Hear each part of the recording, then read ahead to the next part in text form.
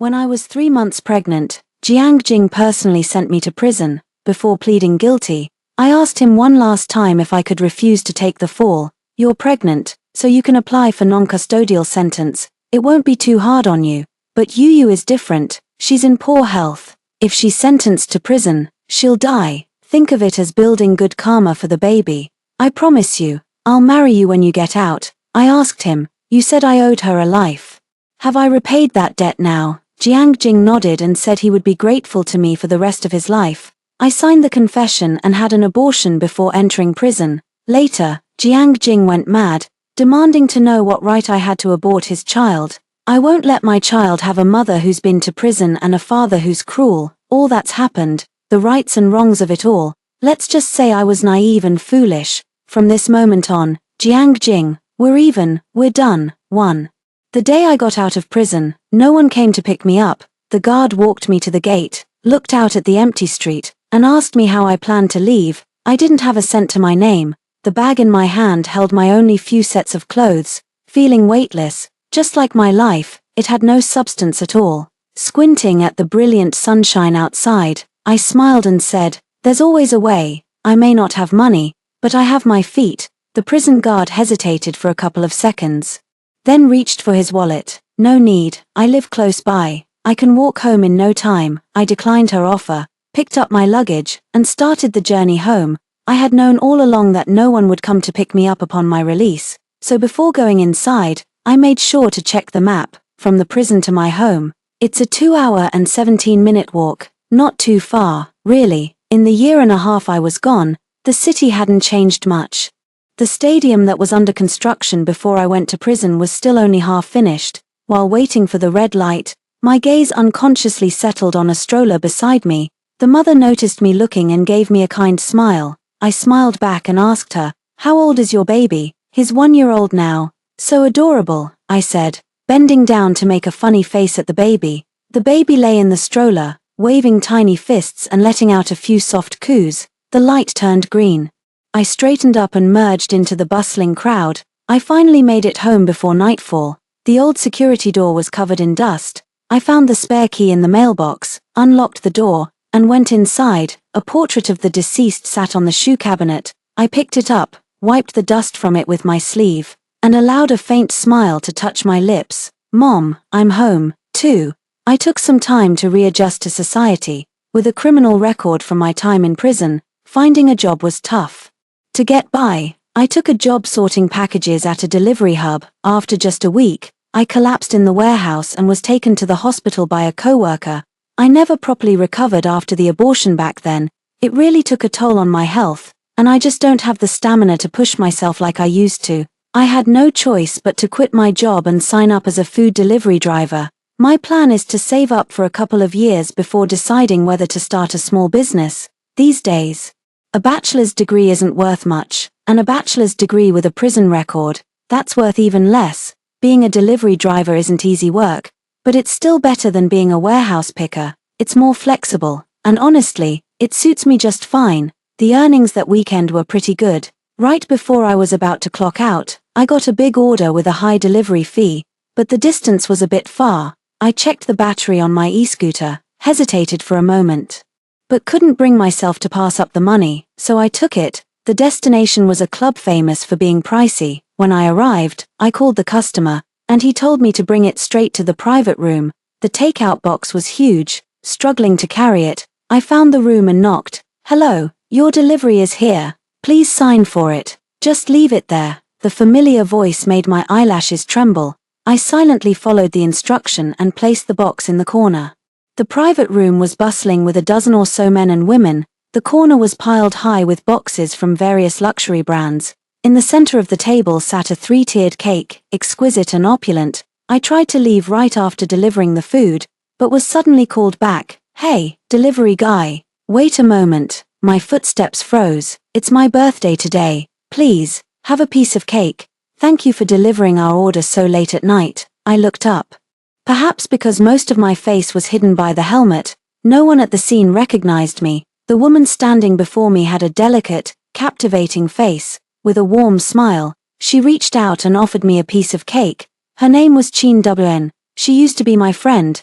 A sharp pain welled up from the depths of my heart, piercing so deep into my very bones and blood that it nearly robbed me of my voice. I reached out and took it, my voice hoarse as I said thank you. As I turned to leave, I failed to notice the figure that had appeared behind me at some point. It was too late to dodge. I could only watch helplessly as the cake smashed into their chest, staining their shirt. Jiang Jing looked down at his sticky chest, then back at me, saying nothing. The private room had fallen silent at some point. Someone called out with gleeful malice, "That shirt's probably a goner. 100,000 yuan shirt, think you can afford to pay for it? It's alright, don't be scared.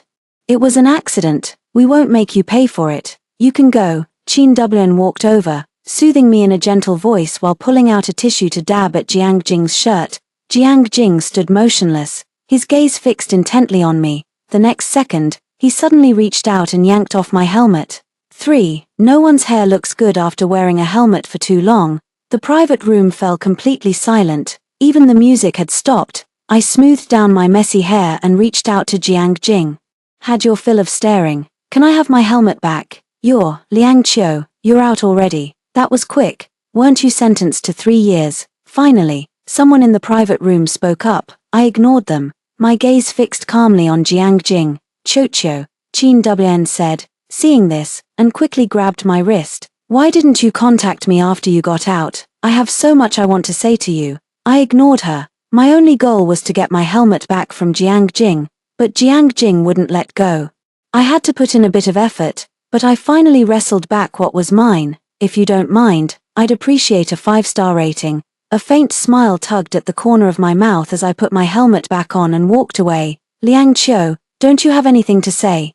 Jiang Jing's words stopped me in my tracks. I turned my head, my gaze settling on Qin Wn, and said in a flat tone, "Happy birthday, Qin Wn." On the way home, just as I expected, my little e-bike ran out of juice. I had no choice but to get off and push it along slowly. In the still of the deep night, a few luxury cars roared past me. I simply kept my eyes on the road, carefully navigating around the potholes and obstacles, pushing my cart with single-minded focus.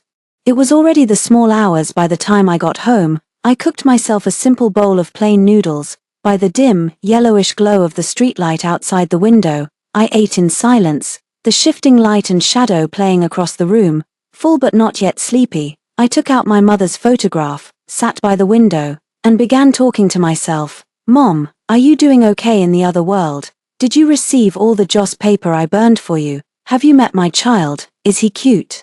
Please remember to find him a perfect new mother for his next life. Next time he's reborn, I hope he won't be so unlucky as to end up in my womb again. Mom, I miss you." For that night, I had a rare dream, a dream of the past. It had been a long time since I last dreamed. My 1.5 years in prison had completely worn down the last of the sharp edges left in my soul. I rarely think about the past. Life in prison is very regimented, waking up, working, eating, and sleeping, all at fixed times. The beginning was the hardest. I'd sit on my bed every day, eyes wide open, counting the seconds, just waiting for dawn. Eventually, I got used to it, and after that, I stopped thinking about anything at all. It's too painful to live with too much clarity. It's better to live in a state of numbness. It's fine not to feel happiness, as long as the sorrow isn't too deep. It's just that the self in my dreams is so vividly colorful, with a smile full of life. That's why I feel a little sad upon waking. Wondering how I became the person I am now, the woman in the mirror had a pair of lifeless eyes. I looked at my reflection from side to side, trying to force a more cheerful smile. The knock came before I even had a chance to wipe the smile off my face. It wasn't until I saw Jiang Jing standing outside that my smile froze completely. Seeing that I wasn't responding, Jiang Jing had to speak up first. "Aren't you going to invite me in?" "No, thanks," I asked him, my hand on the doorknob. "What is it?" He handed me a business card. "Call this person. They'll arrange a job for you. I appreciate the offer, but that won't be necessary." He let out a short laugh, seemingly scornful of my stubborn pride. "Liang Qiu, don't push your luck." I just stared at him, saying nothing. Jiang Jing avoided my gaze. "Even though you terminated the pregnancy without discussing it with me, the promise I made still stands." I thought for a long time before finally remembering the promise he had indeed made to me before I went to prison. He said he would marry me once I got out, A smile finally broke across my face. Jiang Jing visibly relaxed as well and added, "Don't be upset anymore. Wanwan also said she's very grateful to you. Let's find a chance for all of us to." "Jiang Jing, that was just your one-sided promise. It doesn't count." I cut him off, watching the expression on his face slowly fade away. I said softly, "I'm not so pathetic as to marry a man who doesn't love me and has always looked down on me. What I've wanted, from the very beginning, is to be done with you both for good, even if it means sacrificing my own future." 5. Jiang Jing left. Before leaving, he said, "Liang Qiu, don't you dare regret this." The deeper meaning of his words quickly dawned on me. During the lunch rush, I came out after a delivery to find my scooter, which I'd parked by the curb, was gone, along with the scooter. Over a dozen undelivered food orders had also vanished. I stood there on the side of the road, phone in hand, staring blankly at the street.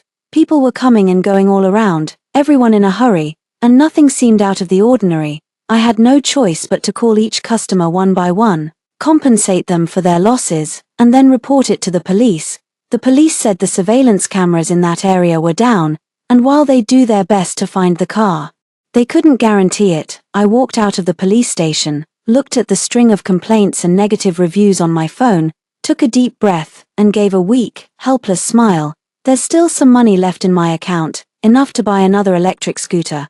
But what if the second one gets stolen too? I crouched by the roadside, lost in thought for a long time, until a little girl with a backpack timidly tapped my shoulder and asked, "Are you okay, miss?" I smiled at her and said, "I'm just a little tired, so I'm taking a rest here." She thought for a moment, then fished a piece of candy from her pocket and handed it to me. "Here, have a candy, sis." "Thank you." That piece of milk candy gave me a little boost of energy. As soon as I got home, I started working on my resume. Reputable companies wouldn't hire me, but there are always smaller firms with less stringent requirements. But my criminal record is right there, in every interview. I can never escape the inevitable follow-up question from HR. "Have you served time in prison?" I nodded and said yes. "Was the reason for your incarceration a hit and run?" "Yes, but you don't have a driver's license." "That's correct." The HR representative fell silent, then politely handed my resume back to me, saying they needed more time to consider. I remembered again how Jiang Jing told me that Qin Wen was too frail to endure the hardship of prison. It never occurred to him that I didn't have a driver's license, and if convicted, I would face a harsher sentence for driving without one. But that's to be expected. I can't very well ask someone who's never given me a second thought to see things from my perspective. All my job applications went unanswered. To avoid burning through my savings, I started applying for jobs like waiting tables. But what I never expected was that no one would even hire me to be a waiter. As I stepped out of the last restaurant, the sky opened up and it began to pour. I stood in the restaurant doorway, watching the rain drip from the eaves, before slowly walking out into the downpour. The rain wasn't that heavy, at least not enough to blur my vision, but in the end, my vision blurred. It was a peculiar kind of grievance, the feeling of being wronged, yet having no one to turn to and share that very grievance with. 6. Jiang Jing stood waiting for me under my apartment building. Holding an umbrella, I spotted him from a distance, about 10 meters away. I stopped in my tracks, unwilling to go any further. He noticed me, started walking towards me, then halted just 3 steps away. "Have you come to your senses?" he asked me. I looked at him earnestly. "Jiang Jing, you said you'd be grateful to me for a lifetime." "So, gratitude, it's not supposed to be like this," I said, "so you can't treat me this way." My mind must have been addled by the rain, so I couldn't see how utterly feeble and hollow my words were. Of course he could do this to me. I had nothing, no family background to rival his, no wealth to support me, not even any family or friends. He could freely humiliate me, slander me, and pin one false accusation after another on me. I just never imagined he despised me so much. That he wouldn't even leave me a way out. Finally, step by step, he came to stand before me. That umbrella shielded me from the torrential rain. It blotted out all my light. In the pitch darkness, Jiang Jing reached out, caressed my cheek, and told me this was the price for settling our score. "Then what do you want me to do?" I murmured, asking him. "You don't want my love, and you don't want us to be even, so my only choice is to die. Is that it?" 7. I had a warm, comforting dream. In the dream, I was nestled in my mother's arms. She patted my back gently and whispered soothingly, telling me not to cry. I whimpered softly, clinging to her, and said, "Mom, it hurts so much," her heart aching for me. She asked where it hurt. "My head hurts, my hands hurt, my feet hurt," I said, my voice thick with self-pity. "Everything hurts, but the ache in my chest is the worst. Mom, living is so hard. Can I come to be with you?" She just held me gently, without saying a word, and in that moment, I knew she didn't want me either. Who would ever want me? No one would, and just like that, the dream was over. I lay there with my eyes open, staring blankly at the familiar ceiling above me. Once the days had passed, I slowly disentangled myself from Jiang Jing's embrace. He started, instinctively pulling me closer, only to release his hold in a daze when his eyes met mine. I managed to crawl to the foot of the bed and curl into a ball. The room was dark. I had no idea what time it was. But Jiang Jing's presence beside me made me feel profoundly unsafe, so I asked him, "Can you leave?" Perhaps softened by the night, Jiang Jing seemed less aloof than before. He just let out a soft sigh and asked me what I really wanted. I thought blankly, what did I want? I just wanted to live a decent life. But he wouldn't give me that chance, so I turned the question back on him. "Jiang Jing, what about you? What is it that you really want?" He sat on the edge of the bed, his back to the moonlight, watching me quietly, but I just kept my eyes downcast, staring at the simple, old-fashioned pattern on the bedsheet, and said in a low voice, "What more do you want from me? I have nothing left to give you. Don't you want to marry me anymore, Jiang Jing?" "I never once thought about marrying you." I smiled soundlessly. How could I ever have dared to hope for that? "Liang Qiu, do you love me?" I don't understand why Jiang Jing would ask that. I thought that between him and me, from the very beginning until now, this was the least important thing. But I answered him anyway. "Jiang Jing, I did love you, but not because you were rich or handsome. It was simply because I thought you were a good person. The day my mom died in the car accident, I was crying my heart out at the hospital. So many people walked past me, but you were the only one who offered me a handkerchief." 8.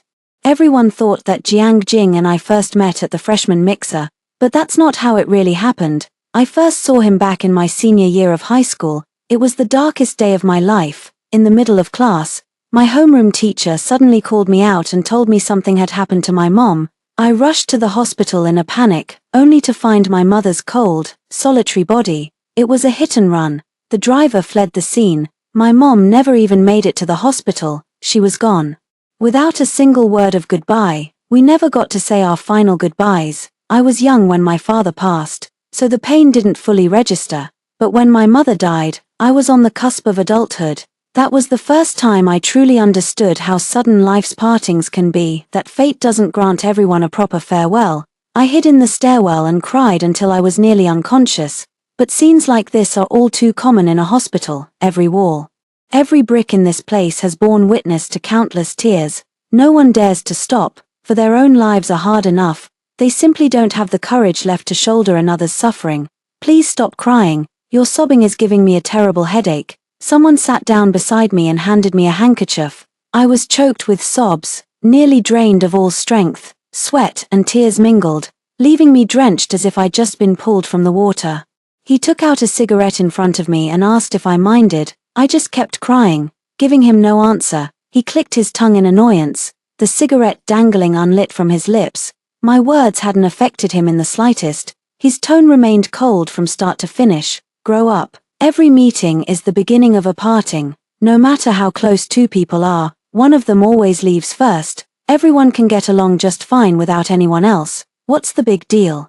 He found my crying too noisy, but he stayed with me for a long time. In moments like that, I just needed someone by my side. It's as if, in the vast sea of people, even if I had to be alone from then on, it wouldn't feel so lonely. In the end, someone else called him away. Someone pushed open the stairwell door and called his name. "Jiang Jing. Time to go home." Jiang Jing stood up, brushed the dust off his clothes, and left without looking back. He didn't say goodbye to me. We were just passing ships in the night, so a farewell didn't seem necessary, but I remembered his name. It wasn't until the freshman mixer that my new roommate, Chin Wan, walked over with him on her arm, beaming as she introduced him to me. "Qiu, this is my boyfriend, Jiang Jing." The complete lack of recognition in his eyes told me he didn't remember me at all, but that was okay. I would always remember his kindness. I repaid that debt of gratitude tenfold, through my friendship with Chin Wan. And so, Chin Wan and I became friends, though sometimes I regret it, wishing I had never met Jiang Jing in the first place. He offered me a faint warmth, like a flickering, dying spark on a frigid winter's night, yet I paid for it with all the happiness of the rest of my life. 9. Perhaps some things are truly fated. My mother's death was caused by a hit-and-run driver. The charge that sent me to prison was also hit-and-run. I suppose this is the universe's way of telling me that the warmth I never deserved in the first place was always meant to be given back. Jiang Jing, do you have any idea what was going through my mind as I sat in that courtroom, listening to the judge deliver the verdict? You make me feel like I was the driver who hit and killed my own mother, and then fled the scene. Enough. Stop talking. Jiang Jing shot up from his seat. His towering figure loomed in the darkness like a terrifying monster, baring its ferocious fangs as if to devour me whole. I curled my limbs tightly, laughing as I looked at him. Jiang Jing, why are you so angry? Is it because I aborted your child? Do you know how I did it? In the dead of night, after everyone was asleep, I rammed my stomach against the corner of the single bed. It was excruciating, but incredibly effective. It only took 2 impacts, and he was gone. I was bleeding so much, but I held on until dawn before finally letting the police take me to the hospital. I'll never be able to have children again, so even though I've been to prison, I'm poor, and I'm a failure. At least I don't have to worry about a child of my own blood coming into this world to suffer with me. Jiang Jing closed in on me, grabbed my ankle, and yanked me toward him with brutal force. I screamed and fought. But he was impossibly strong. He just crushed me against his chest in a vice-like grip, refusing to let go no matter how hard I scratched, bit, or hit him. In the end, I'm just exhausted, the world is spinning, and I feel like I'm dying. Jiang Jing, do you know why I'm saying all this? Because I'm a pathetic creature that nobody wants. I can't win against you. All I can do is tear open my own wounds, over and over.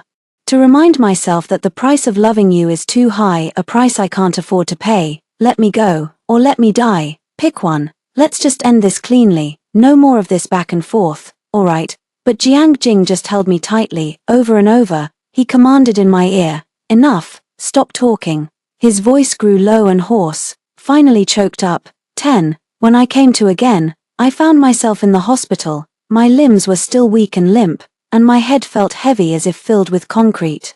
I met Jiang Jing's gaze. He was sitting by the bed, staring at me intently. I looked back at him calmly. After a long moment, I turned over, giving him my back. Jiang Jing gently lifted his hand and freed the 4-line I had been lying on.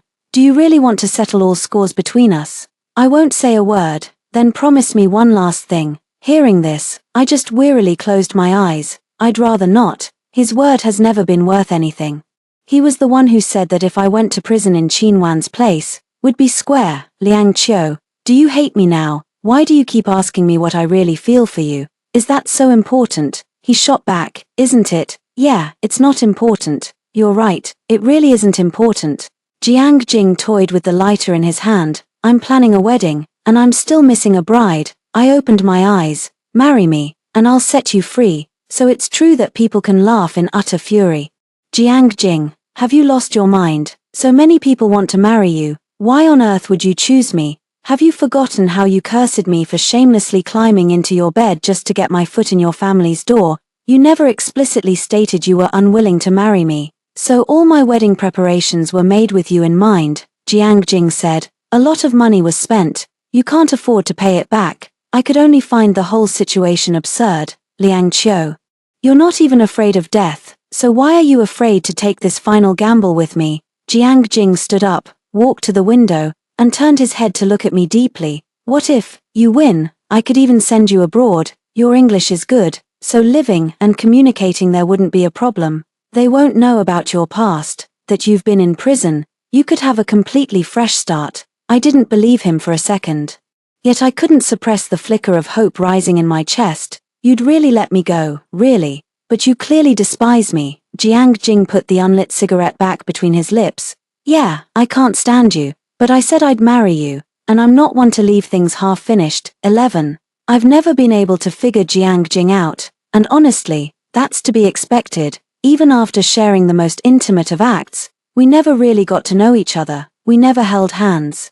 Never shared a real conversation. Throughout the long years of university, we weren't even friends. He was my roommate's boyfriend, a handsome, wealthy heir. Knowing my place, I always kept a respectful distance. The closest we ever got was in a haunted house. Mistaking me for Qin Wn, he laughed and pulled my head against his chest as I screamed in terror, whispering, "Don't be afraid." When he realized his mistake, we simply parted ways without a word, pretending nothing had ever happened.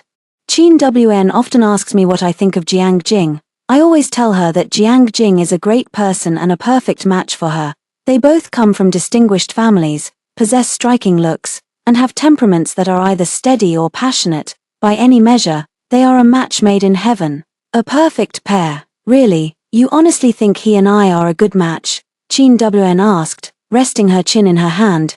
Chocho, don't you think you and Jiang Jing would make a great couple too? Wanwan, don't joke about things like that. I was always at ease because I had never once considered the possibility of anything happening between Jiang Jing and me. Loving someone doesn't mean you have to be with them. In fact, loving someone doesn't even require an ending. Jiang Jing is my benefactor, and Qin Wan is my friend. Their happiness is my happiness. But later, I realized it was all just wishful thinking on my part. Who do I think I am? I'm not worthy of being friends with these young masters and ladies. At the graduation party, Qin Wan handed me a glass of wine with a beaming smile. She said that over the 4 years of university, she was grateful for my constant patience with her little moods, and so she wanted to toast me. I took it, took a small sip, and my face immediately contorted from the bitter taste of the liquor. Qin Wan started to laugh, but before she could even tease me about it, she was dragged away by other friends. Jiang Jing happened to pass by and, seeing me holding a glass, casually asked, "Do you drink?" I shook my head with a smile and replied, "Not really, I rarely do." "Then give it to me." I was just about to say I'd already had a sip from that glass when Jiang Jing had already drunk half of it. Seeing this, I had no choice but to swallow the words that were on the tip of my tongue. Even after drinking, Jiang Jing didn't leave and chatted with me a bit more. I was wondering why he was suddenly talking to me, given that we weren't close. When I heard him say he wasn't feeling well and wanted to go back to his room to rest, my first instinct was to contact Qin Wan. "No need, I'm just a bit dizzy," Jiang Jing said, frowning as he undid the top button of his shirt. "It's a rare opportunity today. Let her enjoy herself. Don't disturb her. So, shall I walk you back to your room?" I had only asked out of politeness. I was sure Jiang Jing would refuse, but he just tilted his head in thought for a couple of seconds before nodding. "I'd appreciate that." I helped Jiang Jing back to his room, and then, I never left. The drink was spiked. I only took a small sip, but Jiang Jing drank most of it. After a night of passion, I was greeted the next morning by full body aches and the sting of Qin Wan's hateful slap. 12. I was plagued by self-doubt for a very long time.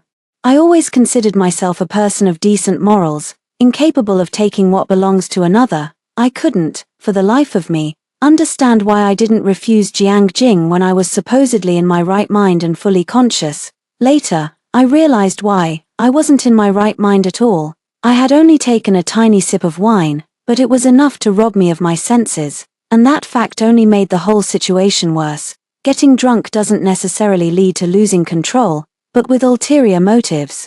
I made Jiang Jing drink the strong liquor laced with an aphrodisiac. My intentions towards him were as plain as day to everyone. I became a shameless hussy who would stop at nothing to get into Jiang Jing's bed.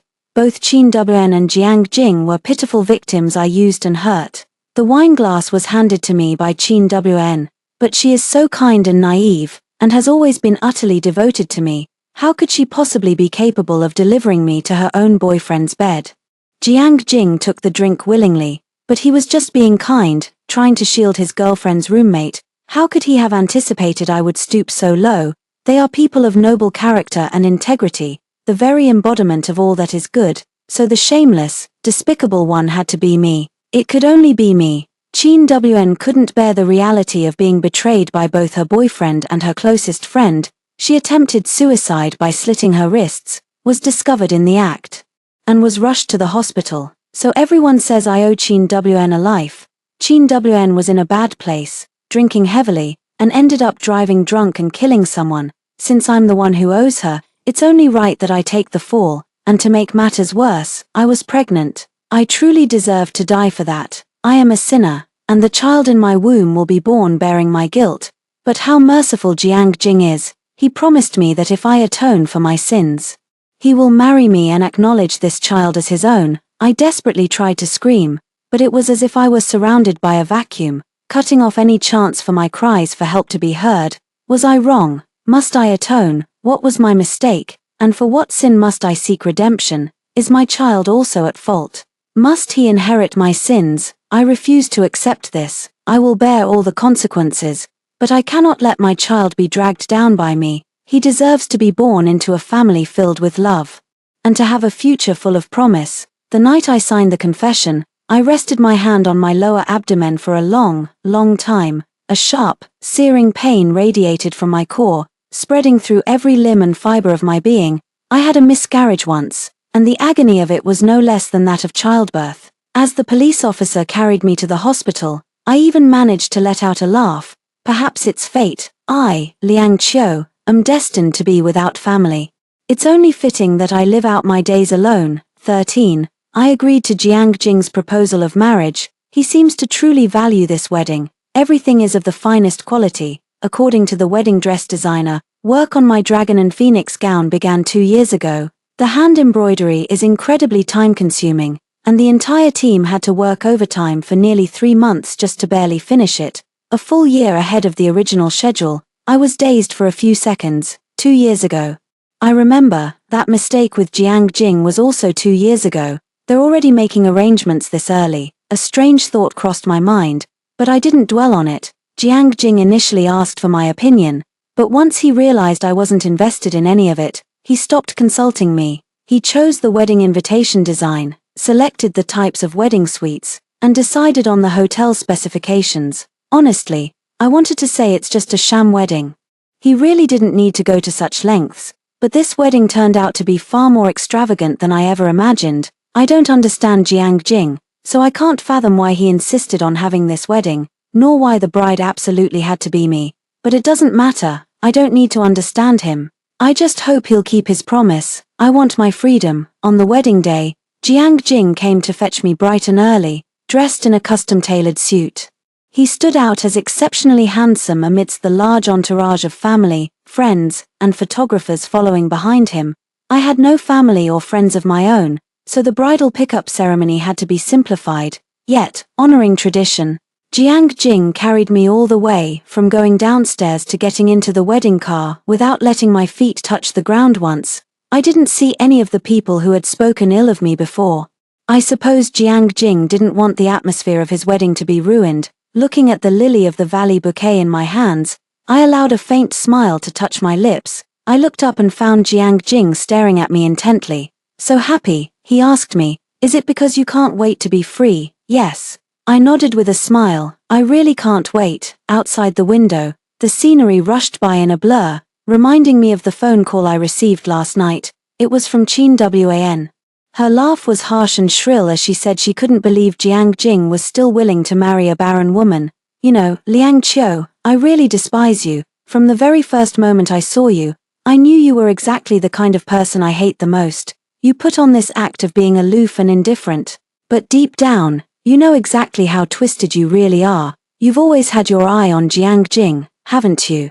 You should be thanking me for that drink. It gave you the perfect excuse. I've always known it was Qin Wn who drugged the drink. If Jiang Jing hadn't suddenly stepped in and snatched my glass, who knows which man I would have woken up next to the next morning, or which ones. Qin Wn, in all honesty, I've never done a single thing to wrong you. You stole Jiang Jing from me, and you still have the nerve to say you've done nothing wrong. If it weren't for that drink you gave me, I would never have had anything to do with Jiang Jing in my entire life. But Jiang Jing loves you. Qin Wn was hysterical. How could he fall for you? What do you have that I don't? Why would he choose you over me? I held the phone, completely silent. Have you never even considered it? Don't tell me you still think Jiang Jing has always hated you.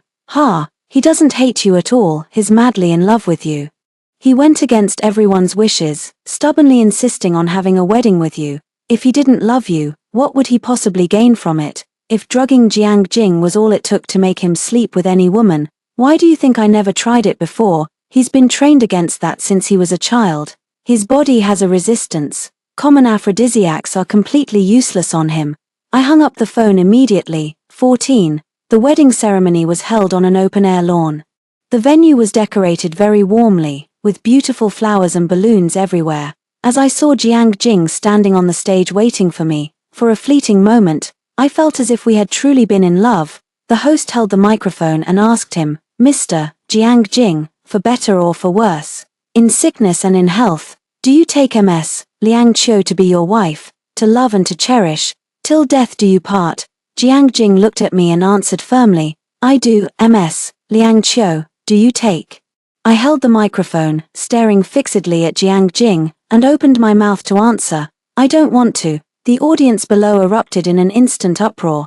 The smile vanished completely from Jiang Jing's face as he stared at me with a darkened expression. I took off the crown on my head and repeated once more, "Jiang Jing, I will not marry you. I will not marry the man who raped me, who had me thrown in prison, who once left me with no way to survive." I lifted my skirt, drew the small knife strapped to my thigh, and pressed it against my own neck. Liang Qiu. A flicker of panic finally showed on Jiang Jing's face. His arm trembled as he tried to stop me. "Stay away from me." I backed away warily. In the chaos, the knife grazed Jiang Jing's arm before I pressed it back against my own chest. "I will not marry you. I will not be with you. Jiang Jing, make your choice now. Do you want me dead, or will you let me go?" The crowd surged forward from below the stage. Yet none dared to actually approach us. Jiang Jing didn't clutch his wounded arm. He just stared at me in silence. Since he remained silent, I drove the blade in a little deeper. A faint stain of blood seeped through the wedding dress. Jiang Jing's lips trembled, and finally, with eyes shut tight, he growled, "Get out." I let out a bleak, hollow laugh. How pathetic. When Jiang Jing handed me his handkerchief, I never imagined he could love me. When he held me in his arms and told me not to be afraid, it never crossed my mind that he loved me. When he clung to me, relentlessly demanding my body again and again, it never crossed my mind that he loved me. When he insisted I become his bride, it never crossed my mind that he loved me. When Qin Wen said Jiang Jing loved me, I didn't believe a single word of it. But at this very moment, when I realized that my safety was truly the only weakness that could threaten Jiang Jing, I finally believed that he actually had feelings for me. How absurd it is. I've endured so much suffering, yet all of it, it turns out, stemmed from his love. How am I supposed to accept this? 15. That wedding ended in utter chaos. Jiang Jing was rushed to the hospital, and I gained the freedom I had always dreamed of. If this was a battle, the pity is that there were no winners. I bought another small headstone for my mother's grave. It bore no photograph and no name. I submitted my resume again, and this time, without Jiang Jing standing in my way. I successfully landed a job at a company and started a new chapter in my life. As night fell, I left the office and treated myself to a box of strawberries before heading home. The faint scent of grass lingered in the air, signaling that the bitter winter was finally coming to an end. Spring was just around the corner. The end. Jiang Jing, an extra chapter. 1. When Jiang Jing was 8 years old, his mother passed away and was taken to the crematorium. All around him, adults were arguing fiercely over the inheritance, over money and interests. He stood alone in the corner, his face cold and expressionless, not uttering a single word. "Want a candy?" A little girl had appeared beside him at some point. She had beautiful braids and was looking up at him with wide, innocent eyes. A single white rabbit milk candy lay quietly in her open palm. Jiang Jing didn't know her, so he had no intention of engaging. "My dad is in there too," the little girl said, pointing at the massive furnace used for cremation. "Mom says when people die, they go to another world." "No, they don't," Jiang Jing said flatly. The little girl didn't understand. When someone's dead, they're just gone. There's no other world. You don't have a father anymore, so Daddy won't ever come back to see me, right?" The little girl pouted, her lips trembling with sadness. Jiang Jing felt utterly despicable, seeing the sorrow on his face. He felt the weight on his own heart instantly lighten. It was as if the grief had been transferred from him to another through some invisible means. "Who is that in the furnace?" the little girl asked again. Jiang Jing kept his eyes open and let out a soft sigh. It's my mother. The little girl stared at Jiang Jing, her eyes wide. After a long moment, she stood close to Jiang Jing and gently took his hand in hers. Don't be sad, she said. Maybe my dad and your mom can be friends. Even if they're gone, they won't be lonely. Adults hurried past all around them, their faces etched with worry, anger, or grief. No one noticed the two children in the corner. Jiang Jing ate the milk candy the little girl had pressed into his mouth. He didn't know how much time had passed when, finally, his fingers stirred and he closed his hand around hers. For a moment, their young, beating hearts resonated as one, two. The year Jiang Jing turned 18. His grandfather fell suddenly ill and was rushed to the hospital. It wasn't serious, but the younger relatives crowded around the hospital bed, fussing over him with endless concern. Annoyed, Jiang Jing slipped away to the stairwell for a smoke. That's when he saw the girl crying her eyes out. Someone in her family must have passed away, he thought idly. He found the scene oddly fascinating and watched in silence for a long time, until, in that face contorted with tears, he glimpsed something familiar. Oh, it's her. How strange. She's like a perfect, scaled-up version of her younger self, completely unchanged, even more remarkable. He still remembered her, despite having met her only once. The cigarette dangled from his lips, yet he forgot to light it.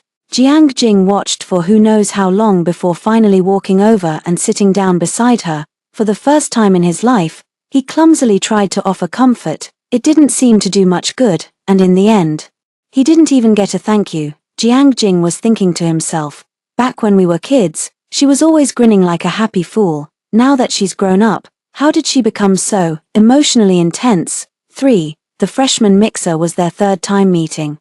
This time, Jiang Jing finally learned her name, Liang Qiu, Artemisia, a type of mugwort. To put it simply, it's just a weed. It's not important or rare, but it's incredibly tenacious. Jiang Jing thought to himself, the name really fits the person. They exchanged contact information, but never actually messaged each other. Liang Qiu had a good sense of boundaries and knew better than to get too close to her roommate's boyfriend, but Jiang Jing had, at some point, developed a habit.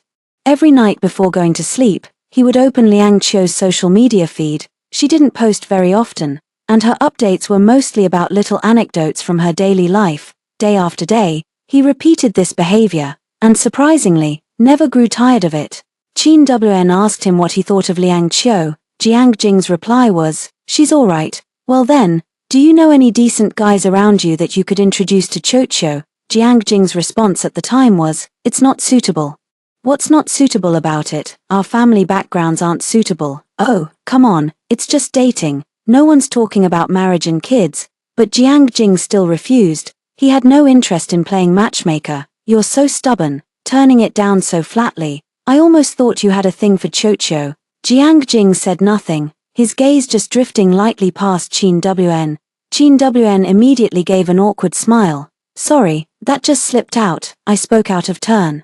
Jiang Jing didn't have any particular feelings for Qin Wan. She was a family introduction. If they got along well enough, marriage wasn't out of the question. In families like theirs, even when it came to romance, the first consideration was always finding someone of equal social standing. So even when Jiang Jing realized he had certain special feelings for Liang Qiu, he never considered acting on them. That was, until the incident in the escape room.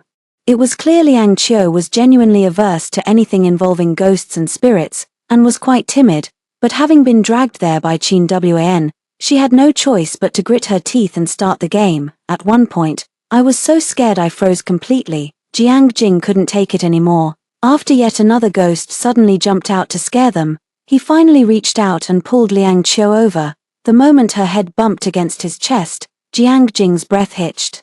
It felt like his heart skipped a beat. He and Liang Qiu had never been physically intimate, so he had never known just how far a person's longing for another could go. So, this was how far it could go. Every cell in his body was screaming, demanding he hold her tight and never let go. To crush her very bones and blood and fuse them with his own, to make them one and the same. I'm Liang Qiu, not Wanwan.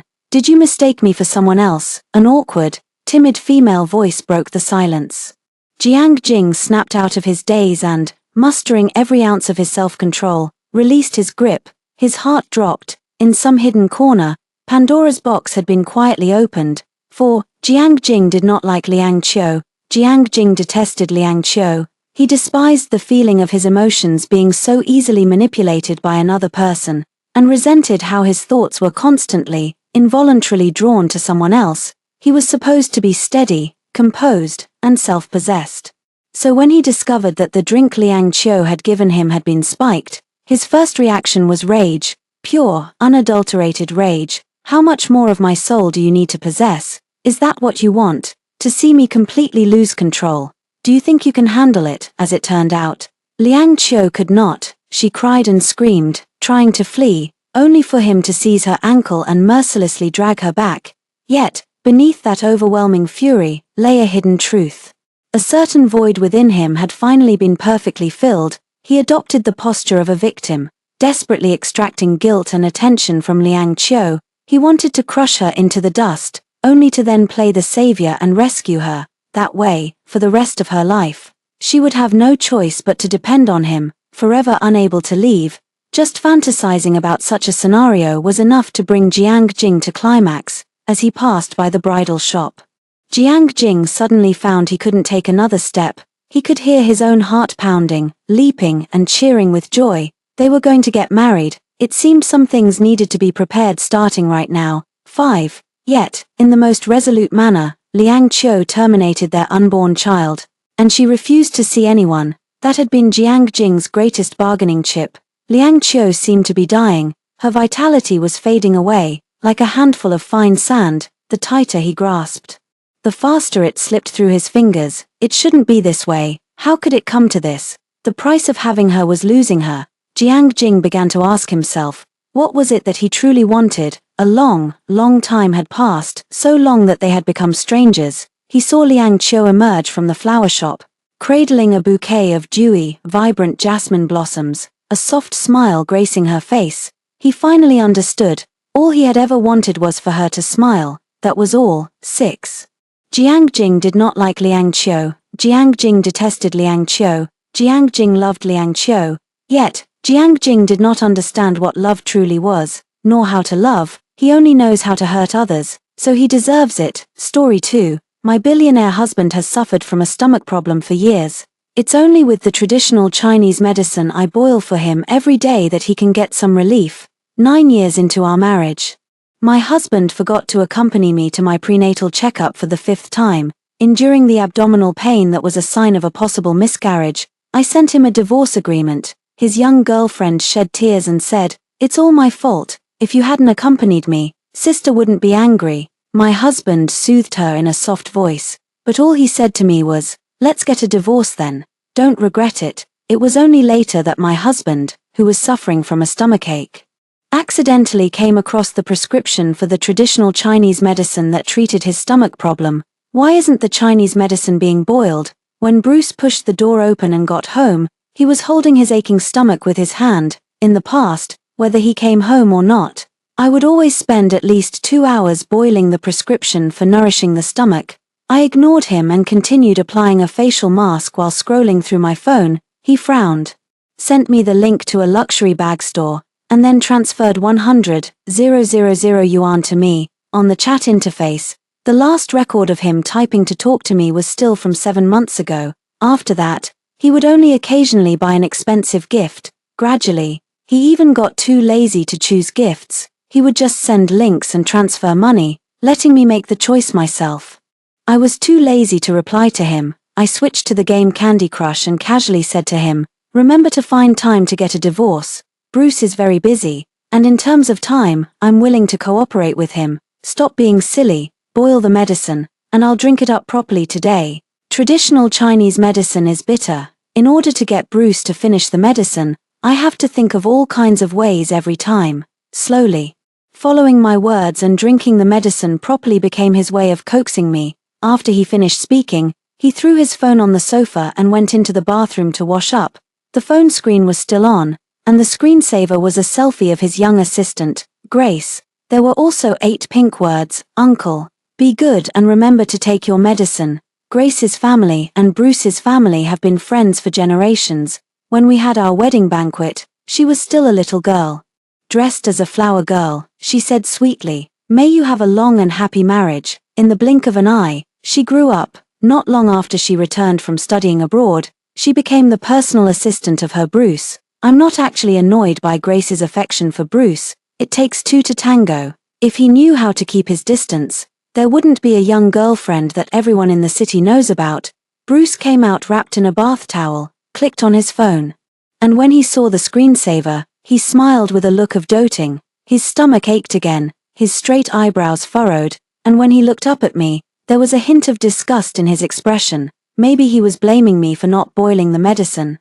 Just using a screensaver to remind him to remember to take his medicine can get his doting and tenderness. 9 years into our marriage, I didn't forget to spend 2 hours boiling medicine for him even when I was in confinement. But our relationship as husband and wife has gradually become cold, and his eyes are full of impatience and disgust. I pretended not to see his look, stretched exaggeratedly, and turned my head away. I didn't want him to see the slightly moist corners of my eyes. "Grace will pick up our daughter tomorrow." He was replying to a message and said to me without looking up, "The daughter is mine, but Grace always likes to act like the mistress of the house. She often goes to pick up our daughter without telling anyone." Once, I couldn't get through to my daughter on the phone, and I was so worried that I called the police. After that, Bruce got angry with me, thinking that I was making a big deal out of nothing. I shook my head, trying to dispel some unpleasant memories. I smiled and said, "Okay, help me thank this young lady." Bruce seemed to be stung. After a moment of silence, he flew into a rage. "Ruby, don't always challenge my bottom line." I curled up a bit to make myself lie more comfortably. "By the way, don't worry that a pregnant woman can't get a divorce. I had a miscarriage." Bruce didn't accompany me to any of the 5 prenatal checkups, but for the 4th one, he did send me halfway, only to receive a call from Grace. Her puppy was going to be sterilized, and she was feeling anxious. Of course, sterilizing a puppy is not as important as my prenatal checkup, but Grace is more important than me. Enduring the abdominal pain, I took a taxi by the roadside to the hospital. The doctor said there was a possibility of a miscarriage, and I was also in danger. Recently, Bruce has been busy accompanying Grace to meet her elders, so naturally, he couldn't remember the date of my 5th prenatal checkup. Well, this time, for my own safety, I chose to have an induced abortion. In the living room, Bruce clenched his fists and was silent for a long time after hearing the news. He knew that I had gone to all the prenatal checkups alone. He had no right to blame me for anything, but his words were full of sarcasm. "Well, if you can't be a good wife, how can you be a good mother?" I smiled and was about to go back to my room to sleep, leaving only one sentence: "You're right. I can't be a good mother, so I deserve to have a miscarriage." Bruce and I met when we were young. The beginning of our love story wasn't anything spectacular. He said he took a liking to me at first sight. At that time, I also thought he was good-looking and felt shy. When we were in university, under the pressure of his family, he went to study in the Americas. I stayed in China to study. My life was plain, between the dormitory, the classroom, and the library. Because of his relationship with me, a girl from a poor family, his family cut off his allowance. He didn't give in. He squeezed out the cost of a round-trip ticket to come back to China once every 2 months from his scholarship, and that's how he developed his stomach problem. He liked the southern rice noodles I cooked. I felt sorry for his stomach problem and didn't put chili peppers in the noodles for him, but he would secretly drink the spicy soup left over from my meal. I found a prescription for traditional Chinese medicine to treat his stomach problem and boiled the medicine for him. He smiled and licked the dirt off my face, both touched. After graduating from university, he came back to China. That year, my mother passed away in the hospital due to giving birth at an advanced age. My father, who had been longing for a son all his life, got drunk in the hospital. He pointed at my mother's body and cursed loudly, and then punched and kicked me. Bruce fought with my father and beat him up while being surrounded by my uncles. My father ended up with a lame leg. And Bruce had a cut on his back. I applied medicine to him with tears in my eyes. He turned his head and kissed me. He said that for the sake of just a child, he would never put his woman in danger. He said that if possible, he hoped I wouldn't have to give birth. He hoped I would always be healthy. That night, I gave myself to him because I wanted to have a child for him. When we were young, we said a lot of sweet words to each other. Now, he even forgot to accompany me to the prenatal checkups. which are essential for ensuring my basic health. A week after moving out of the villa, I went to the hospital for a follow-up check. I asked questions very carefully, fearing that I might leave behind any lingering health problems. The doctor prescribed some medicine to nourish blood and qi, and then thanked me, Ruby. The prescription for traditional Chinese medicine to treat stomach problems that you provided to the hospital last time has a very good effect. I knew it had a good effect, Bruce. Being a wealthy young master requires very careful conditioning. Over the years, the prescription I refined through his long illness couldn't be bad. When I went to pick up the medicine, I ran into Grace. She was full of insincere words, advising me to take care of my body. She also said that Bruce accompanied her to the hospital to see the dentist today. I ignored her. I actually thought that if this girl jumped into the Yellow River, people all over the country could have a sip of Longjing tea, which could be considered a blessing. Why are you here? Surprisingly, it was Bruce who spoke. He looked extremely unhappy. I was a bit curious. When does he show such an angry expression when Grace is around? When will you stop making trouble and move back? Bruce has always thought it's my fault. His words were like an order. I covered the medical bill in my hand and didn't want to pay attention to him. But he snatched the bill and his face turned even uglier. Is today your prenatal checkup, or a follow-up check? Why didn't you tell me, Ruby? Talk to me. How long are you going to keep making trouble? He still thought that my moving out of the villa was just me making trouble with him, that I was reluctant to leave him, and that it was a way to attract his attention. I couldn't stand his tone and politely gestured for him to step aside. Bruce, this is a hospital. Please don't make a scene. He lowered his voice and asked Grace, I asked you to check the time of Ruby's follow-up check. Why didn't you remind me? Grace's face was full of surprise and panic. I forgot too. I shook my head. I really didn't want to watch any more of their drama. Holding the medicine, I walked outside. My wrist suddenly tightened. Bruce grabbed my hand very tightly. I didn't remember today. But when will you come back? Bruce, if you have time to ask me questions. You also have time to accompany Miss Chu to see the doctor. I wonder when you'll have time to find a moment to get a divorce with me. Grace suddenly pointed at a notice board in the hospital, trying to interrupt the tug-of-war between Bruce and me. Bruce, look. This hospital has a prescription for traditional Chinese medicine to regulate the stomach. She spoke in a sweet voice, pretending to be caring and cute. Aren't you always having a stomachache recently, Bruce? It says here that this is the latest high-quality prescription. I took the opportunity to break free from Bruce and walked out quickly. When I turned the corner and left, through the glass, I saw Grace shaking Bruce vigorously, and Bruce was standing in front of that notice board, staring at it without moving. Although I've been a housewife for many years, my working ability hasn't deteriorated. A new job, a new residence, and a new life. Everything is developing in a positive direction. On the day I urged my lawyer to prepare for a divorce lawsuit, Bruce called me. I hung up. He called again. I hung up. He called once more. I blocked his number and sent a message. Talk to my lawyer. After a while, my lawyer told me that Bruce's lawyer informed us to meet at a private kitchen restaurant. When I arrived, I didn't see either of the lawyers. Instead, I found that all of Bruce's family members were there. My daughter looked at me timidly and was sitting next to Grace. My heart ached. But I was also a bit annoyed. Bruce, where are the lawyers? Bruce stood up and then sat down again. He just said indifferently, this is a family dinner. We're not talking about other things. A family dinner. Why is the assistant here for a family dinner? I was annoyed for a moment. Bruce looked at me and said softly, our daughter is here too. Regarding my daughter, I had already made up my mind. It's indeed pitiful for a child to grow up in a single-parent family. But in a family where the parents are unhappy, how can there be a child who grows up healthily? But in front of my daughter, I held back. My eyes turned red, and I stroked my daughter's face. We hadn't seen each other for a long time. In the eyes of my 7-year-old daughter, there was happiness and a hint of fear. Grace hugged my daughter and looked at me provocatively. Susan, tell sister what the piano teacher has taught you recently. As soon as she said this, everyone looked at Grace with great approval. As Bruce's personal assistant, Grace meddles in all the affairs related to my daughter. I know that in the eyes of his family, a young lady like Grace, who also comes from a prestigious family, is worthy of taking care of their child. His mother is even worse. She resents that I once provoked Bruce to turn against the family. She has never thought that I have any upbringing and keeps making things difficult for me, in the past. For the sake of my daughter and Bruce, I endured all the grievances. Grace let go of my daughter, took out a paper bag, and handed it to Bruce. She pretended to be cute in a soft voice. Before at the hospital, Bruce stared at the notice board of the prescription for traditional Chinese medicine to treat stomach problems for a long time. I made several special trips and bought a lot of the medicine back. Bruce glanced at me, holding the paper bag of traditional Chinese medicine in his hand.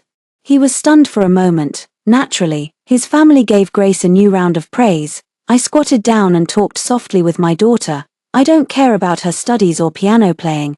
I only care about whether she is happy and healthy. My daughter clenched her right fist tightly, and her left index finger gently scratched my arm. Her eyes were full of caution. I suddenly became angry. I knew that this was a sign that the child was emotionally unstable and seeking dependence. Grace is in charge of my daughter's study, daily life, and extracurricular activities. What kind of scare has this 7-year-old child endured to be so cautious even in front of her mother? Bruce, I'll be in charge of our daughter's education from now on. With tears in my eyes, I held my daughter in my arms, and my daughter also hugged my arm tightly. Ruby, what kind of upbringing do you have? You're not fit to teach my family's child. Before Bruce could say anything, his mother said sharply. Bruce's face looked ugly. He stood up and stared into my eyes. What are you trying to do now? Grace had a look of contempt on her face and didn't miss the opportunity to speak in a sarcastic way. Sister Ruby, if you think I'm not doing it right, you can just. But Bruce suddenly turned around and scolded her. Shut up. He was obviously angry, and there were all sorts of indescribable emotions in his eyes when he looked at me. Ruby, what kind of jealousy are you getting worked up about this time? When will you be a mother who's not crazy and a wife who's not unreasonable? I didn't want to argue with him at all, but today, the anger that I had buried for years was completely ignited. I looked at him, recalling all the hopes in the past and all the disappointments and despair now. My chest was filled with emotions. Do you want to see what a truly crazy mother is like? What a truly unreasonable wife is like? Bruce squeezed his hand tightly, and the bag of traditional Chinese medicine burst. All the medicinal herbs that I was very familiar with spilled out. They scattered all over the table. Don't be like this. You're scaring me. Let's talk properly about whatever. Grace grabbed Bruce's sleeve, looking pitiful. Who wouldn't feel sorry for her? But I wouldn't. I picked up the scattered traditional Chinese medicine on the table and poked the dried herbal branches straight at Grace's face. Don't you know how to shut up? Do you want me to teach you? Grace was so scared by me that she hid behind Bruce and didn't dare to say anything more. This, of course, aroused Bruce's desire to protect her. That's enough, Ruby. Put the things down. Why are you threatening her? At least she puts effort into my stomach problem. What about you? If you had cared more about me and our family, Grace wouldn't have to be so busy. Bruce's words stabbed me deeply. I sneered. I didn't care enough about you. But did you care about me? If you had cared about me, how could you not recognize these medicinal herbs? They were all refined by me day and night when you had a stomach problem. This is the prescription you've been drinking every day. Does Grace need to go to the hospital to get it? His family was surprised to see me suddenly become assertive. His mother seemed to have caught me in the act. She accused me of various issues in front of Bruce, saying that after hiding my true nature for so many years, I had finally revealed my true colors. Since things had come to this, I didn't really mind taking on such a bad reputation. Anyway, there was no need for me to keep enduring grievances and compromising. The only thing I couldn't let go of was my daughter. I squatted down and asked my daughter if she wanted to come with me. My daughter looked at Grace timidly. Grace immediately showed a triumphant expression and held out her hands to my daughter. Susan, come to sister. You still have a piano class today. How about sister takes you to practice the piano? She spoke in a soft voice and was praised by everyone. But to everyone's surprise, my daughter suddenly let out a sharp scream, turned around, and hugged my leg tightly, refusing to let go no matter what. I don't want to go to the piano class. I want to go with Mom. My eyes welled up with tears. After all, she was my daughter. Even though she was usually controlled by his family and we rarely got to meet, she still regarded me as her last haven. I patted my daughter's head to soothe her and questioned Grace about what she had done to my daughter. Of course, Grace wouldn't tell the truth. She was full of excuses and denials. So I turned to Bruce and asked him, You said I don't care enough about our daughter, but what about you? Do you know why Susan has such a strong reaction to the piano class? Bruce hadn't said a word since just now. Now, when I asked him, he came back to his senses and said, "It's normal for a child to want to avoid hardship. Don't make a big deal out of this here." I picked up my daughter and placed the divorce agreement that I had prepared long ago on the table. Then consider it me making a big deal out of it. I will never let my daughter stay in any environment that might harm her healthy growth. That day, I took my daughter away firmly. When we got home, I saw the scars on my daughter's body that were hidden by her clothes. After I soothed her several times, she told me that whenever she made even the slightest mistake, Grace would hit her, always in places where it wouldn't be easily noticed. Grace was too eager to prove to his family that she could raise an excellent descendant of their family, so she wouldn't allow Susan to make any mistakes. I held my daughter in my arms and felt deeply regretful. If I had been tougher before, perhaps this wouldn't have happened. The next day, I took a leave for my daughter. I called my friend Diana, whom I hadn't been in touch with for a while, and we took my daughter to an amusement park. His family never allowed her to come to such places, thinking that it would make her lose her ambition, but I believed that this was the kind of childhood a child should have. Diana and I watched from below as my daughter rode the carousel. Seeing her happy, I finally felt at ease, but apparently, Diana still couldn't quite come to terms with the changes that had happened to me overnight. "Are you really going to divorce Bruce? You two were so in love before. How did it come to this?" Diana was a classmate of ours in university. She knew everything that had happened back then. It was precisely because she knew that she couldn't understand how Bruce had become like this. People change, it's just that I've been stuck in the same place, and it's time for me to look forward. He's a total jerk. It's okay. I'll introduce you to someone better, sis. Diana patted her chest confidently. My phone rang again and again. It was Bruce, and I hung up on him every time. In the end, Bruce called Diana's phone. Diana, not knowing anything, answered the call and then awkwardly handed the phone to me. How did he know I was with Diana? I took the phone, and Bruce's voice came through. "Susan should be at school today, not wasting her time in an amusement park like you. See, what did I tell you? Are you following me? I'm just worried that you can't take good care of Susan. Judging by this, you're really not fit to be a mother. Send Susan back and give her to Grace." I just felt like I had heard the biggest joke. So making a child happy means not taking good care of her, and beating her all over means taking good care of her. I hung up on Bruce, picked up my own phone, and sent Bruce the photos of the scars on my daughter's body. Bruce didn't reply. I was too lazy to pay attention to him and just went on with my new life as usual. My new job was going smoothly, and it also gave me a lot more time to go out and have fun with Diana. We went out with my daughter, and she became much more cheerful. With my daughter's nod, I sent her back to school. Now I had even more time for myself. A new junior colleague joined the company. He was young and obedient, and he would call me sister every day while following me around. He had just graduated from university. Every time he talked to me, he would blush, and even my daughter would tease him. I heard that he majored in music in university, so he had a lot in common with Susan. Only when he talked about music would he change his usual shy demeanor. Diana said that he must have a crush on me and wanted to be Susan's stepfather. I waved my hand, thinking it was impossible. How old was he? My daughter was already 8 years old. How could I delay his life? Moreover, that guy Bruce, why hasn't he signed the divorce agreement yet? I complained to Diana. The days without having to take care of a man were so great. I was really getting impatient. Bruce dragged it out for 2 whole weeks before coming to me with Grace. I was about to pick up Susan from school when Bruce blocked me at the door and dragged Grace to apologize to me. Grace is too young to know how to take care of a child. She did a lot of extreme things. I brought her here to apologize to you. I didn't know how Bruce had reprimanded Grace. It was the first time I saw such an unwilling expression on this woman's face. She apologized to me reluctantly, begging for my forgiveness. She kept repeating the same few words, and I was so tired of hearing them. "Are you done? If you're done, you can leave. I still need to pick up my daughter." Just as I was about to leave, Bruce grabbed my hand. "Ruby," he held me, but he didn't say anything for a long time. I hadn't seen him being so hesitant for many years. When he and I first got together, he would always try to figure out my mood like this. He would guess whether I was happy or sad that day and whether he had done anything to make me unhappy. Later, Bruce became the decisive and forceful Bruce, and his attitude towards me was no different from that towards his subordinates. It was only me who had to guess his thoughts. Now he was acting like this again. Who was he trying to show it to? I shook off Bruce's hand and walked straight towards the garage. Grace was very dissatisfied with my attitude. She ran up and blocked my way. "Uncle has something to say to you. Can't you see that? How can you treat him like this?" "Shut up," Bruce interrupted Grace's chattering. "This has nothing to do with you." Grace had obviously never been treated so harshly by Bruce before.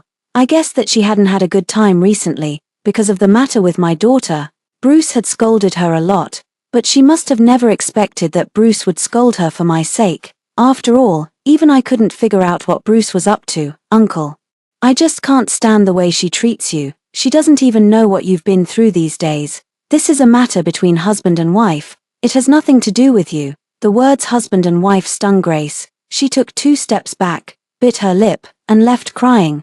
Just as I was about to ask Bruce if he didn't need to chase after her, my phone rang. It was my lovely junior colleague, Edward, on the phone. He anxiously told me that Susan was missing. Edward got off work early today. Thinking of giving my daughter a gift, he came to the school and waited for her. But he didn't expect that even after all the students had left, she still hadn't come out. Since he came early and knew that I definitely hadn't arrived yet, he went to the classroom to ask the teacher and learned that my daughter had already left. I rushed to the school. Edward was standing next to the homeroom teacher, stamping his feet in anxiety. "Is there any news about Susan?" The homeroom teacher shook her head. "And we had to search separately." Bruce also came with me. When he heard that Susan was missing, his first reaction was to blame me, but I grabbed his collar and said to him in a fierce tone that he had never seen before, "If anything happens to Susan, the first person I won't forgive is you." I knew I was lashing out at him, but over the years, the number of times I had seen my daughter could be counted on one hand. If I could have seen her more often and known her better, perhaps I could have guessed where my daughter might go when she went missing. Bruce followed me the whole time and asked his people to help search for my daughter all over the city. But this made me even more afraid. I was afraid that his family would find my daughter before me, and if that happened, I would surely lose my daughter forever. But fortunately, the first person to find Susan was Edward. In the school's abandoned warehouse, she had been locked up by a group of naughty children. My daughter had been knocking on the door for help, but because the place was remote, no one came to rescue her for a long time. Fortunately, Edward heard her. This wasn't the first time such a thing had happened. Usually, those children would let my daughter out before school was over to prevent being discovered. But they forgot today. I asked my daughter if she had told Bruce about it. My daughter told me that Bruce was too busy and didn't have time to care about such things. And Grace would just tell her not to cause trouble for her. If it wasn't for me taking care of her recently, which made her develop the mentality to seek help, I don't know how long she would have been locked up here. The occurrence of such a thing was definitely related to the teacher's usual negligence in management. I demanded that the school deal with those so-called naughty children. Bruce was dissatisfied with my high-profile approach. He thought it wasn't something to be proud of and wanted to solve it privately, but I refused. I said to Bruce, "It's because you couldn't protect her that this happened. You don't deserve to make demands on me." After saying that, I took my daughter away. After leaving, I took my daughter to the hospital. The long-term school bullying had caused her serious psychological trauma. I gave the hospital's diagnosis to my lawyer and filed a lawsuit in court. On the grounds that Bruce didn't have the ability to take good care of our daughter, I obtained the custody of my daughter and also got the divorce certificate from Bruce. The 9-year-long love affair between Bruce and me came to an end at this moment. When I got the divorce certificate, I found that I didn't feel anything. It turned out that my feelings for him had long been worn away over the years. Edward was waiting for me outside the courthouse, holding a bouquet of flowers, ready to give them to me, a bouquet of sunflowers, representing hope and new beginnings. Now it would be too fake to pretend that I couldn't see his feelings. He was very good to me and also paid a lot of attention to my daughter, but I still didn't have the intention of accepting him. From any perspective, I didn't plan to start a new relationship. I took Edward's flowers and joked, "Are you giving me these for Susan to crack the seeds?" Although Edward was shy, he was very smart. He understood my rejection and didn't say anything. He just said that he had another gift for my daughter and invited her to go to a musical together during the summer vacation. When he said this, he nervously licked his lips. I knew that he actually wanted to invite me, but I shook my head and refused Edward on behalf of my daughter. I promised my daughter that I would take her on a trip during the summer vacation to heal the scars in her heart. And also to heal my soul that had withered for Bruce for 9 years. I finally got my freedom, and I was going to have a great time. But I overlooked the fact that Bruce wasn't an easy person to deal with. The powerful Bruce, who could cover the sky with one hand, managed to get my daughter's medical records, pointing at the doctor's diagnosis on it, on the grounds that the doctor recommended giving my daughter the care of a warm family. He came to me to ask for a remarriage. I cursed the doctor 100 times in my heart for lacking medical ethics. How could he so casually disclose the patient's privacy to others? But since the other party was my daughter's father, it seemed to be in line with the regulations. I didn't know what had gotten into Bruce. He didn't want his young and beautiful assistant but came to me, a woman past her prime, to ask for forgiveness, but Bruce stood at the door, looking extremely tired, as if the recent days had made him lose his glory all of a sudden. He was no longer the superior CEO in front of me. Instead, he was like the Bruce when we first got together, shy and cute. Just like Edward, he was the Bruce who would skip meals and save money for 2 months just to come and see me. He was the Bruce who would put his heart into pleasing me and worry about whether I was angry or not. Ruby, I know it's my fault. I shouldn't have been so busy with work and ignored you. Can you give me another chance? Bruce, people should look forward. My decision to divorce you wasn't a momentary impulse. Our relationship has long been worn out. Your discomfort now is just because you haven't gotten used to it yet, and I have long been used to such days under your indifference. Bruce, what you need isn't a reunion but to get used to the new situation. I looked at Bruce and felt that he now resembled myself when I first realized that he didn't love me anymore. He still thought we could get back together. Probably because he thought he still had feelings for me and was unwilling to accept the fact that he had already changed his heart. Susan is in this state now. She can't grow up without a father. Give me a chance. It's also a chance for Susan. Okay, I really can't lose you. But she has never received your fatherly love. For her, there's no difference between having a father and not having one. Is there? As for whether you can lose me, what does that have to do with me? But our daughter emerged from the room. She looked at Bruce timidly, hugged my leg, and showed an aggressive stance towards Bruce. She was protecting me. You see, both Susan and I don't welcome you. You can leave now. I closed the door, but I knew Bruce wouldn't leave easily. Every time I went out these days, I could see Bruce waiting downstairs, but he just watched from a distance and didn't take a single step forward, because I said he wasn't welcome here. It's quite funny. In the past, he always turned a deaf ear to whatever I said. Now he obeys every word I say. According to Diana, the entire Jean Corporation is in chaos now, all because Bruce hasn't been going to work and has been coming to my place every day. His mother is almost going crazy. In their mouths, I, the single mother, have become the femme fatale who causes all the trouble. Grace comes to persuade Bruce to leave every day, but now Bruce doesn't even glance at her. Grace had no other choice but to come to the company and block me, asking me how long I intended to torture Bruce. I never intended to torture him. Isn't all of this his own choice? Just like me in the past, his attitude towards me was so clear-cut, but I was willing to stay by his side, longing for him to still love me. My attitude towards him is also very clear now. If he insists on putting on a bitter drama, he's just bringing trouble on himself. After hearing this, Grace started to go crazy. She cursed at me like a madwoman and tried to pounce on me and hit me. I called the security guards to restrain her. I was too lazy to listen to her accusations, which were nothing more than things like hating why I had a place in Bruce's heart and why she couldn't compare to me. It has nothing to do with me. Belated affection is always cheaper than grass. Grace was dragged out, and finally, I had some peace and quiet. It started to overcast outside, and it seemed like it was going to rain. When I got home, it was raining the hardest. Bruce stood at the door like a drowned rat and asked me if I could take him in. I told him to dream on. I walked past Bruce and closed the door directly. Diana was waiting for me at home. We had made an appointment to have hot pot at home tonight. It was just perfect with the rain outside. Bruce is outside. Aren't you going to do anything about it? Why should I care about him? Will he share the meat with you and me? Is this little bit of meat even enough for you to eat alone? I asked Diana, and Diana burst into laughter, saying that I did the right thing and that's exactly how I should treat Bruce. Actually, I don't particularly want to take revenge on him, I'm just too lazy to care about him. Men are not as important as hot pot. Are they? But I didn't expect that since I didn't let Bruce in, he actually stood outside in the rain all night. When I saw Diana off in the morning, I tripped over the person lying at the door. Bruce was lying at the door, frowning, his eyes tightly closed, and his hand clutching his stomach hard. I didn't know if he was dead or not. I bent down and touched his forehead. It was burning hot. Diana and I dragged him into the house together. Then I asked Diana to take our daughter out to play because I didn't want the sick person to infect our daughter. Bruce woke up while I was out buying medicine. When I got home, he was dragging his sick body to clean up the mess Diana and I left behind last night.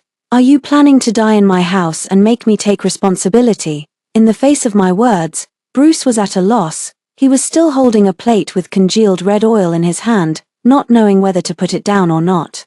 I just wanted to share some of the burden with you. He used to say the same thing. At that time, he was abroad and I was in China. In order to catch up with him, I considered applying to a foreign school and stayed up late studying every day. He also wanted to do some housework and told me in the bathroom full of soap bubbles that he wanted to share some of the burden for me. 9 years have passed, and his housework skills haven't improved at all. I don't need it.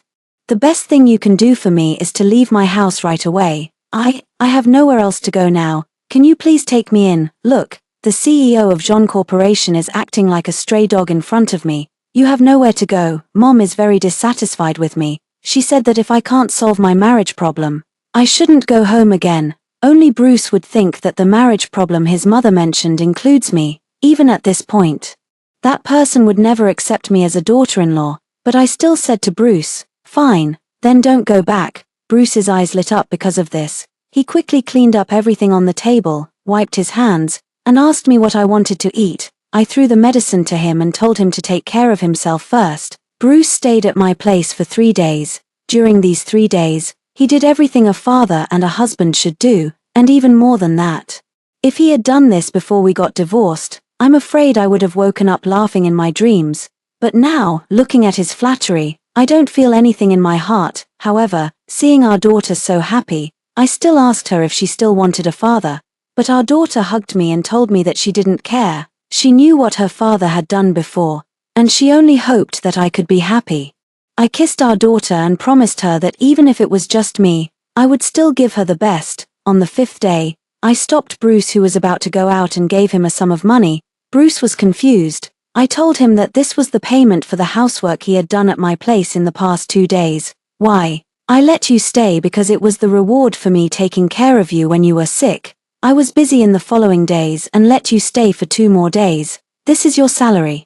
Is there a problem? Bruce didn't reply for a long time. Our daughter had already pushed out a suitcase that was even bigger than her and was ready to leave. Edward and Diana were waiting for me at the door.